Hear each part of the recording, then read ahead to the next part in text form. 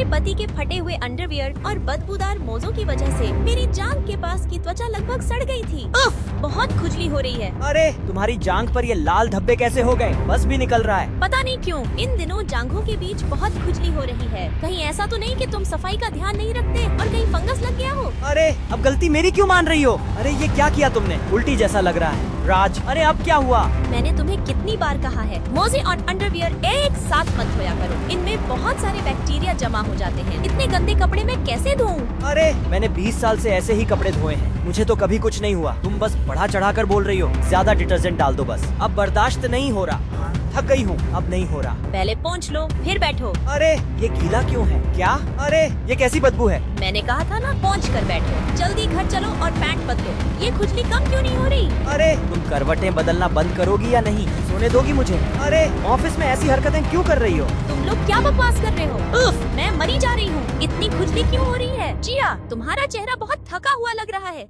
मत पूछो, जांघ के पास लाल दाग हो गए हैं। इतनी खुजली है कि रात भर सो नहीं पा रही हूँ। तुम मोजे और दूसरे कपड़े साथ में क्यों धो रही हो? कितना गंदा है ये मोजे तो उसने बस कल ही पहने थे, कोई दिक्कत नहीं होनी चाहिए। मोजे और कपड़े साथ धोने से उन पर लगे फंगस दूसरे कपड़ों में लग जाते हैं और फिर क्रॉस इन्फेक्शन हो जाता है। क्या तुम्हारी लगातार खुजली इसी वजह से हो रही है? जितना धोती हूँ उतनी ही खुजली बढ़ जाती है।